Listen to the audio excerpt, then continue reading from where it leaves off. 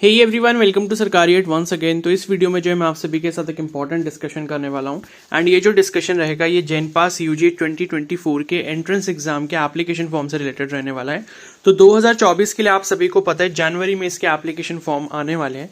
तो उसी के रिगार्डिंग में एक इंपॉर्टेंट इन्फॉर्मेशन आपके साथ डिस्कस करने वाला हूं जो कि रजिस्ट्रेशन से रिलेटेड रहने वाली है। ठीक है, तो अब दिसंबर ऑलमोस्ट एंड हो गया है एंड कल जो है लास्ट डे है 2023 का। एंड उसके बाद जनवरी स्टार्ट हो जाएगा एंड जनवरी के फर्स्ट वीक में मोस्ट प्रोबेबली या फिर सेकंड वीक में जो है आपके एप्लीकेशन फॉर्म जेन पास यूजी के आ जाएंगे। ठीक है, तो जेन पास यूजी बेसिकली उन कैंडिडेट्स के लिए है जो बीएससी नर्सिंग और बीएससी पैरामेडिकल कोर्सेज करना चाहते हैं एंड वो वेस्ट बंगाल से बिलोंग करते हैं एंड अदर स्टेट वाले जो है यहाँ पर एलिजिबल नहीं है। ठीक है, क्योंकि जेन पास यूजी में अप्लाई करने के लिए आपके पास वेस्ट बंगाल का डोमिसाइल होना कंपलसरी, अगर नहीं होता है तो फिर आप यहाँ पर एलिजिबल नहीं हो। ठीक है, तो जितने भी वेस्ट बंगाल से कैंडिडेट्स हैं तो उनके लिए बेसिकली इस वीडियो में जो हम लोग डिस्कस करेंगे वो ये करने वाले हैं कि जो आप रजिस्ट्रेशन करोगे इसके लिए जेन पास यूजी के लिए, उसमें आपको क्या क्या चीजें चाहिए होंगी, क्या क्या डिटेल्स फिल करनी होंगी एंड कौन कौन से ऐसे डॉक्यूमेंट्स हैं जो आपको रेडी रखने होंगे अपना रजिस्ट्रेशन करने से पहले। बिकॉज यहाँ पर जो आपको रजिस्ट्रेशन का टाइम दिया जाता है वो 15 से 20 डेज का दिया जाता है। ठीक है,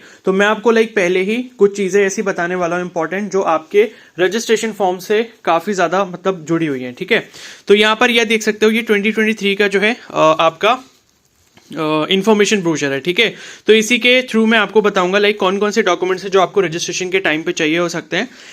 तो यहां देख सकते हो ये पेज नंबर इसका 16 है, procedure for submission of application form, payment of examination fees etcetera. ठीक है, ये सब चीजों के बारे में इंफॉर्मेशन है। तो रजिस्ट्रेशन में सबसे पहले इन्होंने लिखा है कि आप जो भी अपनी पर्सनल डिटेल्स को एंटर करते हो such as your name, father's name, mother's name, date of birth, gender, identification type and number, ठीक है, present and permanent address, mobile number, email ID etcetera. ठीक है, तो ये आपको सारी जितनी भी डिटेल्स एंटर करनी होंगी ये बहुत आप जो है सही से केयरफुली जो है इन डिटेल्स को एंटर करना, बिकॉज बाद में चेंज करने को मिले ना मिले कुछ भरोसा नहीं है। ठीक है, उसके बाद है candidates must be careful while entering name, father's name, mother's name, date of birth, gender and domicile. ठीक है, तो यहां पर देखो जो आपका नेम होता है, आपके फादर का नेम होता है, मदर का नेम होता है और डेट ऑफ बर्थ, ये जो चार चीजें हैं ये आपको एंटर कौन सी वाली करनी होती है, जो आपके क्लास 10th के मार्कशीट या फिर पासिंग सर्टिफिकेट में दी होती है। ठीक है, अब क्लास 10th के अकॉर्डिंग जो भी आपकी डिटेल्स चल रही है वो ही आपको अपने रजिस्ट्रेशन फॉर्म में एंटर करनी होंगी। तो पहली इंपॉर्टेंट चीज तो आपको ये ध्यान रखनी है कि अपना खुद का नाम, फादर का नाम एंड मदर का नेम एंड उसके साथ साथ डेट ऑफ बर्थ, ये जो चार एंट्रीज हैं ये आप अपनी मार्कशीट से, जो कि आपकी क्लास 10th की मार्कशीट है उसमें से देखकर आप फिल करोगे। ठीक है, तो अगर मान लो आपके फादर के नेम में जैसे किसी के में बीच में कुमार लगता है, किसी में श्रीमान मतलब श्री करके कुछ ऐसा लगता है। ठीक है, अगर जो आपका जो डिटेल क्लास 10th की मार्कशीट में एज इट इज एग्जैक्ट वही आपको लिखना है। ठीक है, कुछ भी आपको इधर उधर चेंज नहीं करना, अदरवाइज फिर बाद में आपको काउंसलिंग में काफी ज्यादा प्रॉब्लम आ सकती है। ठीक है, तो यहां पर इन्होंने लिखा है कि डोमिसाइल की डिटेल्स भी आपको एंटर करनी होगी। तो जो भी कैंडिडेट अप्लाई करने वाले हैं इसके लिए प्लीज अपना डोमिसाइल ढूंढ के रख लो, अगर आपके पास है, मतलब आपके पास ऑलरेडी है और आपको नहीं पता कि घर पे किधर रखा है तो उसको अरेंज करके रखो, बिकॉज जब फॉर्म आ जाएंगे तो फिर आपको इसकी डिटेल्स डोमिसाइल की वो एंटर करनी होंगी। ठीक है, तो पहला चीज तो है डोमिसाइल चाहिए होगा, 10th की मार्कशीट आपको चाहिए होगी, 12th की मार्कशीट चाहिए होगी। इन केस अगर आपने 12th अभी पास नहीं किया एंड 12th आप इस साल पास करने वाले हो 2024 में तो कोई प्रॉब्लम नहीं है, लेकिन 10th की मार्कशीट और 10th का जो पासिंग सर्टिफिकेट है वो आपके पास रेडी रहना चाहिए।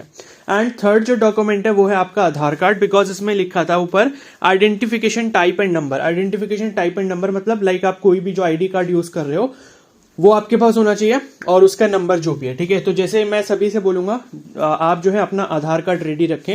एंड एक इंपॉर्टेंट चीज ये है कि आधार कार्ड में अगर सपोज आपके नेम में, फादर के नेम में, मदर के नेम में कुछ भी गड़बड़ है या डेट ऑफ बर्थ में कुछ भी गड़बड़ है तो प्लीज उसे जल्दी से जल्दी आप सही करवा लें। ठीक है, तो उसमें जल्दी से जल्दी आप करेक्शन करवा लो, बिकॉज आधार कार्ड की डिटेल्स जो है वो आप जब एंटर करोगे एंड अगर वो मैच नहीं होती तो भी आपको प्रॉब्लम हो सकती है।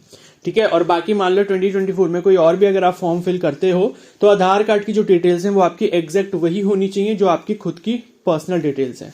ठीक है, तो name, father name, date of birth, ये सब चीजें आपकी क्लास 10th की मार्कशीट में जो है वही आपकी आधार कार्ड में भी होनी चाहिए सेम। तो जिसका कुछ भी गलती है, मतलब डेट ऑफ बर्थ वगैरह इनकरेक्ट है तो प्लीज आप उसे जल्दी से जल्दी किसी भी आधार कार्ड वाले सेंटर पे जाके सही करवा लो। ठीक है, तो आधार कार्ड हो गया, 10th क्लास की मार्कशीट, 10th क्लास का सर्टिफिकेट, डोमिसाइल हो गया, ठीक है। ये 4 डॉक्यूमेंट्स है जो आपको अभी अपने रेडी रखने होंगे। और उसके साथ यहाँ पर जो है आपके पास मोबाइल नंबर, ईमेल आईडी ये सब होना चाहिए, क्योंकि और जो आप मोबाइल नंबर ईमेल आईडी डालोगे वो आपका तब तक एक्टिव रहना चाहिए जब तक इसकी पूरी काउंसलिंग प्रोसेस खत्म नहीं हो जाता, एडमिशन इसका प्रोसेस जो है एंड नहीं हो जाता, ठीक है। क्योंकि जितने भी नोटिफिकेशंस हैं या जितनी भी इंपॉर्टेंट डिटेल्स हैं वो आपको आपके मोबाइल नंबर पे और आपकी ईमेल आईडी पर ही भेजा जाएगा। तो ईमेल आईडी और मोबाइल नंबर आपको ऐसा यूज करना है जो आपके पास खुद के पास हो, सो दैट जब भी कोई इंपॉर्टेंट नोटिफिकेशन आता है तो आपको उसके बारे में पता लग पाए, ठीक है। तो जब भी मान लो अगर आप साइबर कैफे पे जाके अपना फॉर्म फिल करवाते हो तो please mobile number, email ID अपना ही यूज करवाना, किसी और का यूज मत करवाना, ओके। तो ये हो गया। बाकी जो पासवर्ड वगैरह जनरेट होगा, एप्लीकेशन नंबर जनरेट होगा, उसको प्लीज संभाल के रखना, फ्यूचर में वो आपको चाहिए रहेगा, ठीक है। ये सारी चीजें हो गई। अब एक और चीज है यहाँ पर जो कि आपका ये लिखा है कि at this stage the candidate needs to fill up various other information such as domicile. Domicile के बारे में आपके पास सारी इन्फॉर्मेशन होनी चाहिए। तो डोमिसाइल सर्टिफिकेट जो भी है आपके पास उसको सही से चेक कर लेना कि सही है नहीं है। जिसका मान लो नहीं बना है अभी तक डोमिसाइल, प्लीज जल्दी से जल्दी आप बनवा लो, अगर बनवा सकते हो, अगर आपको जैन पास के लिए अप्लाई करना है, ठीक है। उसके बाद नेक्स्ट है कैटेगरी। तो कैटेगरी लाइक अगर मान लो आप कैटेगरी से बिलोंग करते हो, जनरल कैटेगरी को कोई भी सर्टिफिकेट की नीड नहीं होती। बाकी जो भी अदर कैटेगरीज हैं, जैसे ओबीसी हो गया, ईबीसी हो गया, या फिर एससी कैटेगरी हो गया, एसटी कैटेगरी हो गया, ईडब्ल्यूएस कैटेगरी हो गया, तो जिस कैटेगरी में भी आप आते हो उसका प्रॉपर सर्टिफिकेट आपके पास रेडी होना चाहिए और वो वैलिड होना चाहिए। मतलब उसकी ऐसा नहीं है कि अगर ओबीसी का सर्टिफिकेट है, बिकॉज ओबीसी सर्टिफिकेट की कुछ ना कुछ डेट होती है, टाइम होता है, उसके बाद वो एक्सपायर हो जाता है, ठीक है। तो ऐसा नहीं है कि वो एक्सपायर सर्टिफिकेट आपके पास पड़ा हुआ है और आपने अभी तक रिन्यू उसको नहीं करवाया है। तो ओबीसी का सर्टिफिकेट और ईडब्ल्यूएस का सर्टिफिकेट में ये जो इश्यू डेट है इसका थोड़ा प्रॉब्लम रहता है। तो यहां पर आपको क्या करना होता है, आपको चेक करना है कि लाइक मेरा वैलिड है या नहीं है, ठीक है। तो जैसे EWS certificate I think 6 month या 1 ईयर के लिए वैलिड होता है और ओबीसी जो है 1 ईयर से 3 ईयर्स के बीच तक वैलिड रहता है। तो आपको एक बार चेक करना होगा क्या आपका सर्टिफिकेट वैलिड है या नहीं है। बाकी एससी एसटी या बाकी अदर जो कैटेगरीज है उनके लिए कोई भी इशू नहीं है डेट का, ठीक है। बस उनके पास सर्टिफिकेट प्रॉपर तरीके से फॉर्मेट में होना चाहिए। उसके बाद पीडब्ल्यूडी स्टेटस है, यानी कि अगर कोई पर्सन विद डिसेबिलिटी कैंडिडेट है तो उसके पास उसका प्रॉपर प्रूफ होना चाहिए, क्योंकि वो आपको मे बी अपलोड करना होगा फॉर्म में। फैमिली इनकम स्टेटस, जो भी ओबीसी नॉन क्रीमी लेयर से बिलोंग करते हैं या फिर ईडब्ल्यूएस इकोनॉमिकली वीकर सेक्शन से बिलोंग करते हैं और वो कोटा को यूज करना चाहते हैं, कैटेगरी को यूज करना चाहते हैं, तो उनके पास उनका इनकम सर्टिफिकेट भी होना चाहिए, ठीक है। या और उसके साथ साथ रिलीजन वगैरह आपको पता होना चाहिए। अगर मान लो कोई माइनॉरिटी रिलीजन है तो उसका भी सर्टिफिकेट आप अपने पास बनवा के रखो, ठीक है, माइनॉरिटी रिलीजन के केस में। उसके बाद नेशनलिटी, अकेडमिक डिटेल्स, ठीक है, ये सब बेसिक डिटेल्स हैं, यहाँ आप अपने आप एंटर कर ही लोगे, ओके। एंड उसके बाद यहाँ पर जो है फिर आपको कुछ चीजें अपलोड करनी होंगी, जैसे कि आपका फोटोग्राफ हो गया, रीसेंट कलर फोटोग्राफ, ठीक है। कलर फोटोग्राफ कैसे आपको सेट वगैरह करना होगा, फॉर्म में कैसे अपलोड करना होगा, ये सारी चीजें मैं तब बता दूंगा जब हम लोग फॉर्म फिल करेंगे, ठीक है। मतलब जब आपका फॉर्म स्टार्ट हो जाएगा, जब मैं ऑफिशियल वीडियो डालूंगा कि भाई फॉर्म स्टार्ट हो चुका है, और उसमें मैं आपको बता दूंगा कि इमेजेस वगैरह आपको कैसे अपलोड करनी है, ठीक है। उसके साथ आपके सिग्नेचर हो सकता है, थंब इंप्रेशन हो सकता है, ये सब कुछ चीजें जो आपको अपलोड करनी होंगी। बाकी डॉक्यूमेंट्स मैंने बता दिए, 10th की मार्कशीट, 10th का सर्टिफिकेट, 12th की मार्कशीट अगर है तो आप अपलोड कर सकते हो, मतलब वो अगर ऑप्शन आएगा उसमें, ठीक है। तो 12th जिसने पास कर लिया उसके पास 12th की भी सारी जो सर्टिफिकेट है वो रेडी रहनी चाहिए। डोमिसाइल हो गया, कैटेगरी सर्टिफिकेट हो गया, इनकम का सर्टिफिकेट हो गया, अगर रिलीजन माइनॉरिटी रिलीजन है तो उसका भी सर्टिफिकेट अगर आपके पास है तो काफी अच्छा रहेगा, मे बी हो सकता है वो अपलोड करने को बोले, ठीक है। तो ये सारे आपके डॉक्यूमेंट्स हैं। और बाकी आधार कार्ड, यानी कि फोटो आईडी कार्ड आपके पास एक बिल्कुल सही डिटेल्स के साथ होना चाहिए। तो ये सारी चीजें हो गई। बाकी एग्जाम फीस जो अभी 2023 में थी वो पेपर 1 या फिर पेपर 2 अगर आप सिर्फ एक पेपर के लिए अप्लाई करते हो तो 500 रुपीज थी जनरल कैटेगरी के लिए और ईडब्ल्यूएस के लिए और ओबीसी और ठीक है, जनरल और ईडब्ल्यूएस के लिए, ठीक है। बाकी 400 रुपीज थी एससी एसटी ओबीसी के लिए।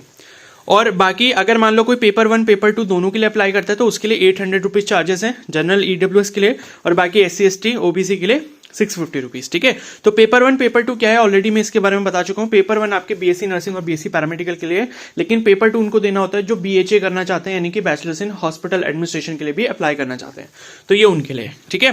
तो ये सब चीजें हैं जो काफी ज्यादा इंपॉर्टेंट है, बस इतनी सारी चीजें आपको चाहिए होंगी। तो मैंने आपको डॉक्यूमेंट्स के बारे में बता दिया, जो जो चीजें मैंने आपको बताई प्लीज उसका ध्यान रखना। जिसके में अभी कुछ भी प्रॉब्लम है, लाइक आपका आधार कार्ड सही नहीं है या कोई भी डॉक्यूमेंट आपके पास अभी नहीं है, तो प्लीज उसको जल्दी से जल्दी अरेंज करने की कोशिश कर लो। ठीक है। तो जब इसका ऑफिशियल नोटिफिकेशन जैसे ही आता है जनवरी में, आपको चैनल पर नोटिफिकेशन मिल जाएगा। बाकी प्रीवियस ईयर पेपर्स वगैरह भी मैं जल्दी ही प्रोवाइड कर दूंगा आपको, उसके बारे में भी आपको सारी इन्फॉर्मेशन मिलती रहेगी। तो अगर आप चैनल पर नए हैं तो जरूर सब्सक्राइब कर लें एंड बेल आइकन को प्रेस कर लें, ठीक है। और अगर ये वीडियो आपको हेल्पफुल लगी हो तो प्लीज इसको जरूर लाइक कर देना, और बाकी कोई डाउट है तो आप मेरे को कमेंट सेक्शन में बता सकते हो। Okay, so thank you and have a nice day.